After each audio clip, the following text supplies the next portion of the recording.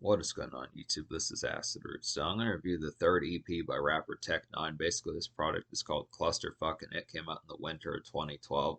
So the thing about this particular product is this is after a series of 2011 albums by Tech9, which 2011 was definitely one of Tech9's breakout years, definitely where he was starting to be on the verge of mainstream spotlight between albums like all sixes and sevens, and then his 2013 album, which I forget what that one's called. I think it's called like something else or something bad. Some one of those type ones. His 2013 album, something else, and then his 2015 album, Special Effects. These were some ones that helped get Tech9 to household name type territory, at least within the relative type fold. And this is a pretty good amalgamation, seeing what Tech9 was up to after like a pretty relatively wildly successful 2000s decade with albums like the Absolute Power and his 2006 album Ever Ready the Religion and 2009's KOD and 2008's Killer, some of those type ones, and Misery Loves Company from 2007. So Tech9 was doing pretty well, but he was trying to bolster further like that in the 2010s as far as those pitches can happen. All sixes and sevens from 2007 was a breakout album with hit singles like Worldwide Choppers and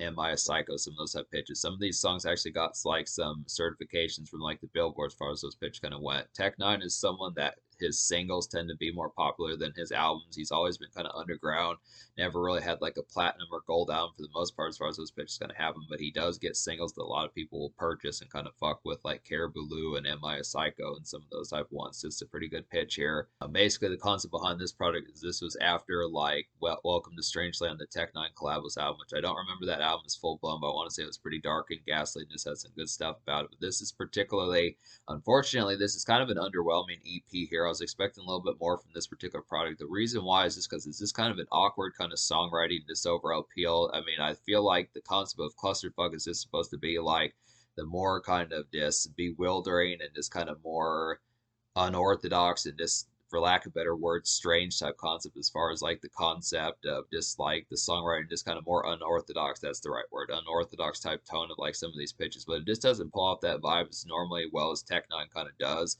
I feel like, I know he's kind of had more random type projects, but this does feel random, I'd have to say, but just the amalgamation behind it. There's a lot of talking on here that doesn't really synchronize with the rest of the project. And I feel like the production fare is relatively lousy on this project, which is unfortunate. There's not a lot of turn up songs on here, and just overall, the amalgamation behind this project just did not have like the compactness of some of Tech9's best. Like it doesn't have horrorcore on here, so it's not really a horrific type project. Doesn't really have any ghastliness. Doesn't really have that much spicy turn up. His frequent collaborator producer Seven is not on here. There's just some pitches just behind it. Just really feels like, I want to say it kind of feels like a relative makeshift kind of Tech9, but it just doesn't pull off that vibe as well, just within the bite behind it, because it's not really pop rap, but within the tone, it's kind of alternative rap. But it just, I mean, I feel like Tech9's kind of in between day kind of makeshift breeziness does come through mildly on this product, but not nearly enough within the pitch of a 6 song product. I mean, this should have been simple enough to have knocked out.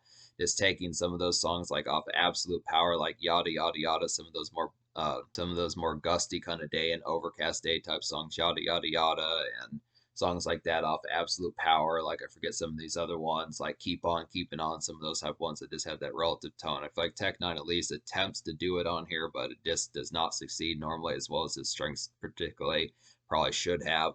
There's one single off this product, but it's a misnomer just because Blur is not representative of the rest of this product. So it's just kind of the concept. I mean, I like, there's at least some goodness to kind of get on here, but it's not really like packed to the gills with hits as far as that pitch kind of happens. I just feel like it kind of really had to fight for like the quality of what was kind of going on here. But we'll kind of get to it so you know what I'm talking about. So basically, there's 6 songs on here, and out of those 6, I wound up recommending 3. So it's kind of the pitch. I was really expecting to recommend like 4 or 5 or even possibly even 6 if it would have came down to it, because there are Tech9 classic albums like Absolute Power, Ever Ready the Religion, KOD, some of those type ones. I remember all sixes and sevens being pretty damn good, and I want to say Special Effects was pretty blistering as well. So there's definitely some ones in here just within the tone behind it that this should have fared a lot better. Just plenty of good classics that Tech9 has delivered, and folks like Chris Calico, some of those type folks. But so I'll go ahead and talk about the 3 songs. So basically, the 3 songs I recommend on here would be Blur, Can't Stand Me, and Awkward. Basically, apparently, Blur was the single. There was not a music video released for this song, but it was at least low key the single. It's kind of difficult to track down as far as that being full blown. It's not as common knowledge that that really particularly kind of happened, but I do want to say that this was relative, had some modest kind of buzz noise. This is a modestly kind of popular EP, sold like 20,000 copies, which is relatively good for an EP, especially for underground. For someone like N9ne, I'd have to say it was just kind of the concept. It just didn't really have much promotion. I don't know why N9ne didn't put like a music video for this. He should have done a music video for Blur. Definitely would have helped. But Blur is basically like a hella bounce and kind of good house party thump about this particular one. Kickstarts this song kickstarts things pretty well. I'd have to say definitely like a hard liquor and just kind of overall get tore up pretty well type vintage N9ne. Hard liquor and just get tore up kind of vintage hella cray tech. I'd have to say off this particular song. It really has that appeal. But the thing about it is, this is just like some stock goodness from N9ne that you know and love from him from like the 2000s and pitches like that, and some degree affairs in like the 2010s. But I just look after this is not really the direction that N9ne was trying to go on here, because this is the only song like it out of the 6 songs on here. This is kind of the pitch. If you're looking for something like Here Comes Tekanina or Caribou or some of those type of ones, other type songs by N9ne, the single off of Ever Ready the Religion, I forget what that one's called. About to Bubble, some of those type ones, just in particular, some of those type pitches, it just does not really have that on display. So it's just kind of the concept. This is a very interesting product from N9ne because it just does things different from his usual strengths. Does not rely on like nightclub thump, does not rely on horrorcore, and does not really rely on like this, like, you know, this more typical kind of this standard, you know, underground rap type era, some of those type pitches. But some of these main strings N9ne not using as a crutch kind of relates to the fact that it just didn't have as many strings this time. There is at least the breezy kind of in between type days on here. This is a very crisp type album. At least 2 of the songs depict that. I'd have to say I just look after the concept as far as being able to say I probably would have liked the 3rd song like this, if not to have worn out like it being typecast or something, but at least Can't Stand Me and Awkward kind of give like some cool weather type vibes for like some bleary kind of weather. Can't Stand Me is like a bleary and crisp weather kind of out and about. I'd have to say about this one. It's like a here and there kind of venue noise I'd feel about it. This is a decent one to kind of hear than a night venue. Not as much thumping, it's not as much dance ready and just overall shrouded as much as like Blur is, but I feel like it's like a mellow but groovy kind of bop to kind of get here. But it's basically more about the lyrics on this particular one, just talking about the concept of like dating white women just within the pitch of like, you know, white families that are not quite as partial to black people as far as those pitches kind of happen, or just like the concept of just the ousting of just like, you know, just more reluctant type fare towards like the atmosphere, just more hardcore rap as far as those pitches kind of happen. I look after a pretty nice bop to kind of get here just within the pitch behind it. Doesn't just have to be white families, it can just be families in general, other ethnicities that would kind of have within the tone of just not as full blown, just being more reluctant within hardcore rap towards those pitches going to happen. But I just look after this within the pitch behind it. It's pretty nice. I do like the overall brisk type fare of this particular song, Can't Stand Me. I like the Chris Calico hook on here. Yeah, some of this is just some good winter music to kind of get here, so I do appreciate the concept. Can't Stand Me and Awkward really nailed that, but Awkward, it's kind of like a buzzing and basic kind of groove I'd have to say about this one. Just some nightlife sludge and get here. Some nightlife sludge to kind of get here, I'd have to say, and it's like an in-between day, just vintage gusty N9ne. I'd say it takes it back to like his 2000s days. Albums like that one, like the album Vintage Tech from 2005 and Absolute Power, some of those type ones I'd have to say with a little bit of Ever Ready the Religion, and these are just good for some crisp times I'd have to say. So it's a good pitch behind it. It's really the concept. I mean, N9ne had more gab on this particular product. That's just kind of the thing about it. He had more things to say on here. Songs like Ugly Duckling, Awkward, Can't Stand Me, and Clusterfuck kind of had that in particular. So it's just a little bit more gab-centric type one just to get within that tone, just a little bit more food for thought on that particular fare. I mean, some of it does have like the relative contemporary type bounce within it, just be able to have like some decent boppage, just to be able to get here. But for the most part, in terms of like just standard shake your ass kind of craziness, that just like the real rousing type ones, Blur is the only one like that. But I do like some of these winter briskness type songs kind of get with like some decent brush on here, like Can't Stand Me and Awkward, just some good pitches of just like some good relatively contemporary, just kind of within the bustle, just some decent social jive about them. So some good ones, but I just look after it. So talk about some of these songs I didn't enjoy on here. So basically, the main problem with some of these type ones are just the approach of how they particularly kind of happen. Like I feel like Clusterfuck and Ugly Duckling are basically the same type of kind of more, have more of like an uptown kind of rockish type tone within them. Just a little bit more uptown funk, just kind of more not necessarily rock centric, but the guitar licks on these particular songs just depict something a little bit more kind of the particular pitch behind these songs just depicts something a little bit more uptown and swash and just taken aback as far as those pitches can happen, just a little bit more grizzled, I'd have to say, but it's just kind of within the tone that just the aspects, just a different taste of Tech N9ne that just doesn't have as much full blown appeal, I'd have to say, just looking within the tone behind it.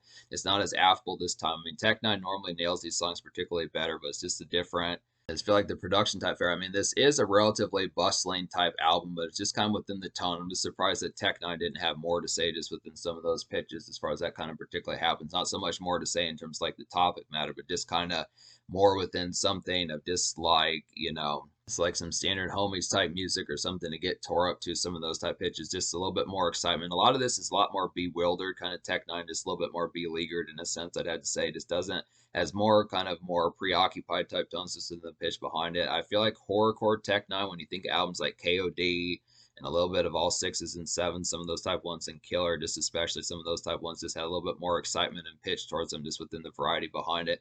I feel like this is just kind of more of like a taxi cab driver kind of Tech N9ne, something like that, just a little bit more of just like blue collar typeness. But like I said, I mean, it kind of pulls off like the alternative pop rap type appeal, but it just doesn't quite break forth as far as having that interesting personality, which is surprising because Tech N9ne usually gushes with personality. When he does horrorcore, when he does more club rap and pitches like that, some of those type tones, this has a lot more appeal. But I just think the topic matter, just when you think of Cut Calhoun off of his album, which I forget what that album's called, but his 2010 album, I think it's called Raw and Uncut. He just had personality for days, just talking about standard runs of just his fare, just picking up swishers and just standard Chica type fare and just pitches like that. Car centric, putting rims on his tires, some of those type pitches, just something more in mind.